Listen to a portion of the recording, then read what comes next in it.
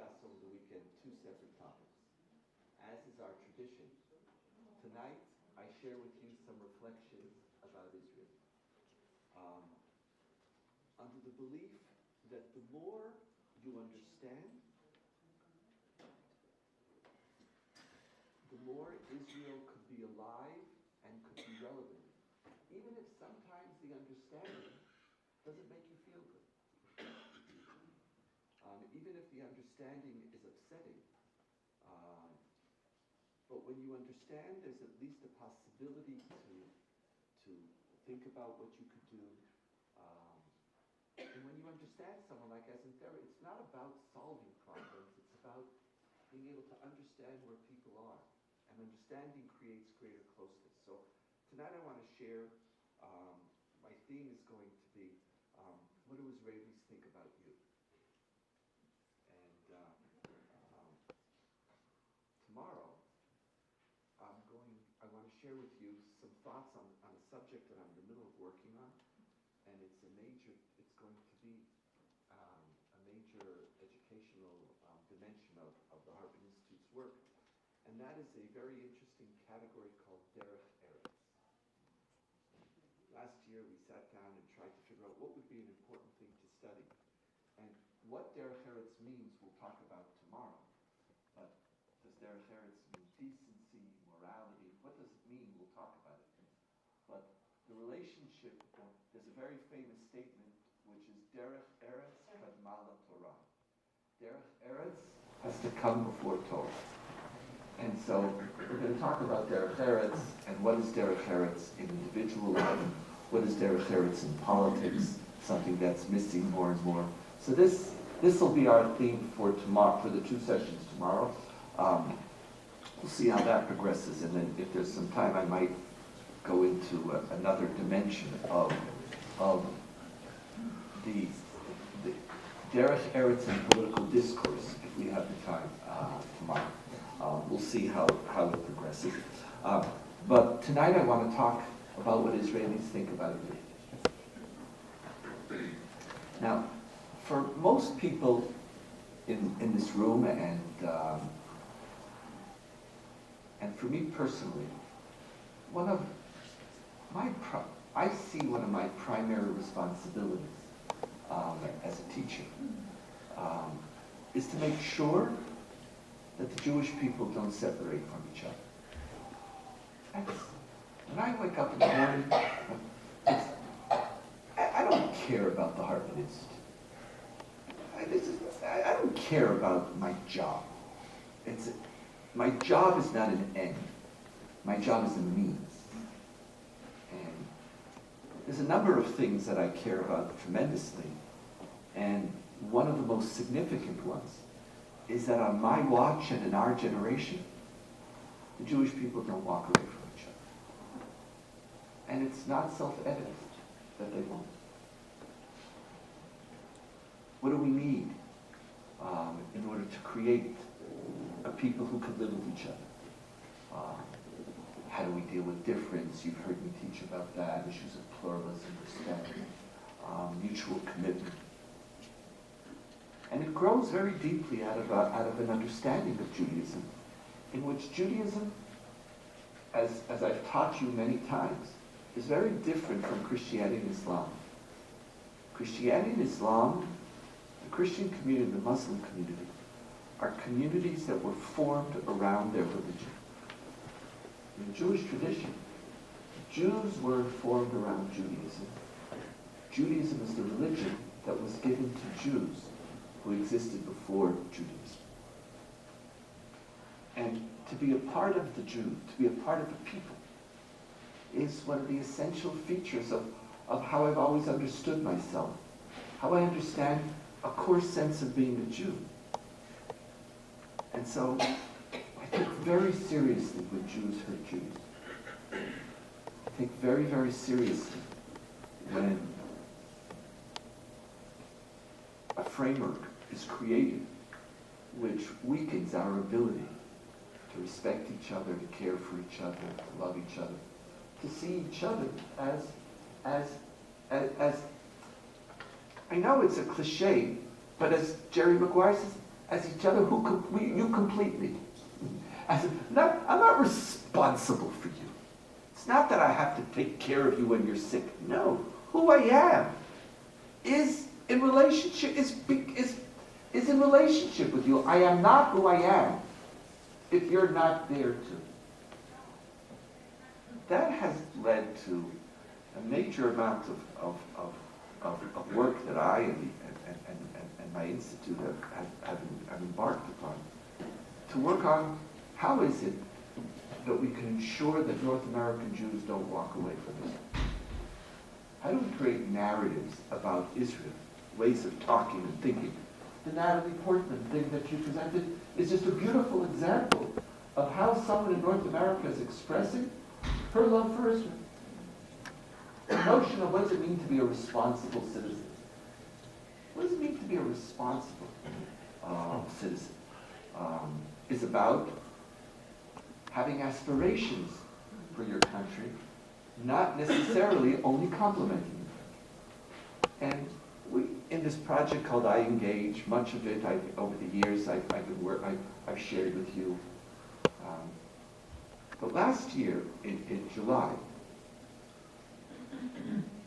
we began to realize, after Netanyahu stepped back from the Kotel deal, and even more the way the discourse in Israeli society is a result of it, and even more the way he then engaged in a discourse with those who disagreed with him, and even more the way the Israeli-North American conversation has progressed since, that we could do everything we want to ensure that North American Jews have a interesting, value-based conversation about Israel.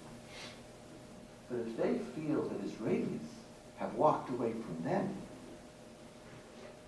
then it's like Humpty Dumpty's falling off the wall. It's just not.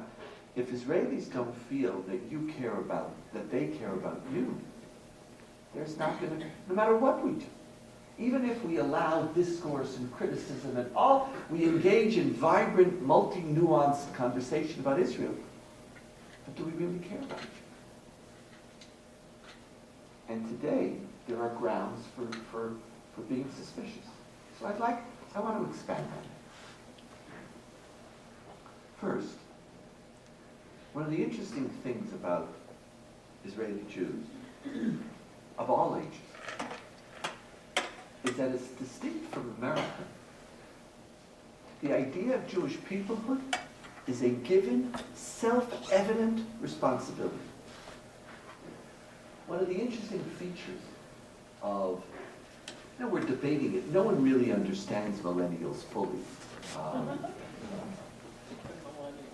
Neither do they. And part of the problem is they have attention span of a peanut. So it's kind of hard to fully, and the truth is they're in formation. They're really in formation. But it seems that the deepest assimilation that's taken place in North America, and this is what I meant when I said that we were Protestants, is that Judaism could be a religion without people. Or at least the assimilation is not the leaving of Judaism, but the questioning of the centrality of Jewish people. Do you do Jewish as a collective, or as Arnie Eisen and Stephen Cohen wrote 20 years ago? Is Judaism an exercise, they write the book, The Jew Within? Is it primarily a private experience? Is the reason that Jewish institutions are relatively, their membership is on the decline? Is it because they're not meeting contemporary challenges? Or are people simply doing Jewish differently? In Israel, they're not doing Jewish differently. In Israel, the first thing that defines you as a Jew in Israel is that you're part of the Jewish people. Jewish peoplehood is a foundational principle of Zionism. The Declaration of Independence starts with the sentence, in the land of Israel, the Jewish people were formed. And ultimately, when it tries to give the great justification in the 10th paragraph of the Declaration, it speaks about Israel's right to exist because the Jewish people, qua people, have a right to sovereignty in their own land. Israel as Israel is a national project.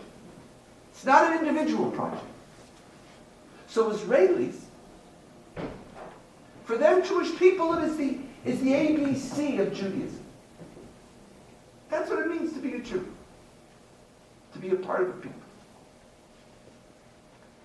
And in a very deep way, they feel unbelievably connected to you. Unbelievably connected to world Jewry. The problem and challenge, as I'll show in a moment, is that the parameters of their care have built-in limitations which challenge the relationship. The first way that Israelis care about you, or the first way that Israelis give expression to the idea that Israel is but an extension of Jewish people, is in the commitment to enable every single Jew, whenever they want, under any circumstances, and at any time, to come home. God bless you. God bless you one more time. She usually goes 4.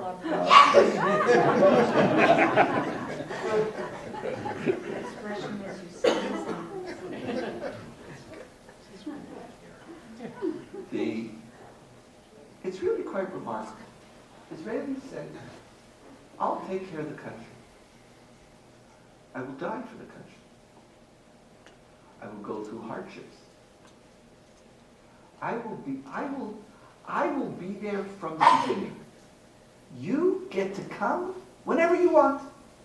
You didn't have to come in the 50s when we didn't have food, or you didn't have to come in the 70s when we didn't have an economy. Come now. Come now because we have a great healthcare system. Come now because we have the strongest currency in the world and a growing economy. Come now because there's no unemployment. You can get jobs and live. A little challenge about buying homes, but other than buying a home, life in Israel, we are the 11th most happy people in the world. You're 18. And a few years ago, we were number 7. Now that it's not only an indication of the fact that we Israelis are simply psychotic and crazy. That is part of our experience. We now have a prosperous country. You didn't pay the dividends of building it, but it doesn't matter. You want to come? Come. Anytime. My commitment to Jewish peoplehood is that not if you need to, if you want to, at any time, unconditionally, you get to come home. Doesn't matter if you come, 1 million of you in a decade, and that's about 30% or 25% of my society, similar to 75 million people coming to the United States in 10 years. Doesn't matter. And at the time, we didn't even have an economy to take care of you. You had to come. It's yours. Ben-Gurion articulates this very powerfully. When people said, when you accept in the law of return of who is a Jew, law of return, aren't you discriminating between Jews and non-Jews? Because you're only allowing Jews to come. So I'm not discriminating, because I'm not allowing anybody to come. I am merely distributing the right that Jews had prior to this is yours. I'm just allowing you to lemamesh, to actualize. What do you do with the stock option? To exercise your option. You have an option. Israel doesn't belong to Israelis. Israel belongs to Jews. Every Jew has an option, which when you choose to exercise, I was just the one who carried it. I was the banker. But I don't own Israel. From an Israeli perspective, you have as much a share in Israel as I do, if you choose to move there. Come. Now, don't belittle this sense of profound commitment to Jewish people. Because I don't know any other country in the world which says to somebody, even if you were never here, even if you're not putting $1 million in the bank, I'm not questioning you can come at 75, at 80. Yitz Greener just made Aliyah. Really? Yeah. He's going to spend 6 months here. Now, again, Yitz Greener says very well. He gets free health care. You're going to get free health care. And if you need, and good health care, and if you need, the country will pay for a foreign worker to take care of you in your home, instead of having to go to an old age home. If you don't have the means, we will pay for you to live in your house with dignity. It's part of what Social Security distributes. I don't care. You don't have to come and, I'm not checking if you came at 25 and you can contribute. Come. Because it wasn't mine to give. It's yours. It's a very very powerful expression of love of Jewish people.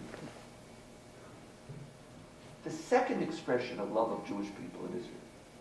Here we're getting to what Israelis think about you. The second is that Israelis truly believe that all the dividends of sovereignty and power aren't just in the service of Israelis, but also in your service. And when every single year the chief of staff of the Israeli army goes to Auschwitz, he renames the army from the IDF to the JDF. It's not the Israel Defense Force, it's the Jewish People's Defense Force. And Israelis, and this, I'm not saying this in theory, Israelis are willing to die if your life is in danger. The Israeli army, not just in an Entebbe home, literally, any dividend of our success doesn't belong just to us. It belongs to the Jewish people. And when we say I'm willing to die for you, that's not a night, what is it, hyperbole. It's not a figurative expression. Not in the least. This is not some sweetsy schmeetsy anything. It's not nothing. If you are in danger,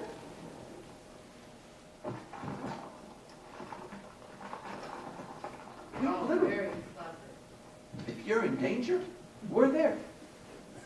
Whether it's militarily, financially, even if you don't move to Israel.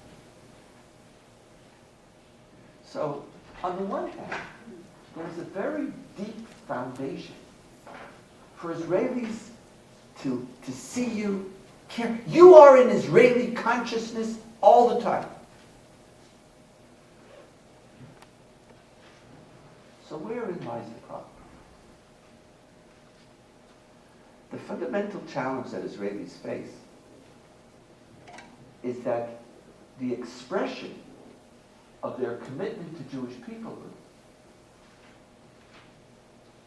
is in allowing you to exercise your option to move there or to share the dividends of their success.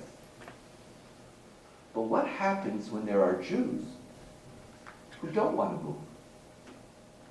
And what happens when there are Jews who have enough power that they don't need the dividends of Israel's success? Israelis have no categories with which to express their commitment to you. No categories with which to express their relationship with you. Because you don't fit into the categories of Jewish peoplehood outside of Israel that Zionism created. Zionism believes that there were two, and this is from its inception. Zionism believes that there are two core experiences in the 19th and then ultimately the 20th century. The first is called Shoah, and the second in Hebrew is called Tkuma. The first is Holocaust, and the second is rebirth. Now, Holocaust in Zionist language, while technically refers to a particular event that occurs starting, in 1938 and ending in 1945. But in reality, Zionism saw diasporic Jewish life as one perennial Holocaust leading to the ultimate Holocaust. Zionism saw life outside of Israel as fundamentally untenable, unsustainable. Now, they were in the minority. Most Jews looked at Zionists and said, post-emancipation, life is good, and if it's not good, it's going to get good soon. Life in Europe is going to be great. We just haven't got there. The Zionists said, you can do whatever you want to do. They're never going to accept you. They will never, ever, ever, ever accept you. Most Jews said no. And only a small, small percentage of Jews of Europe leave. What is it? 60,000, 100,000, nothing.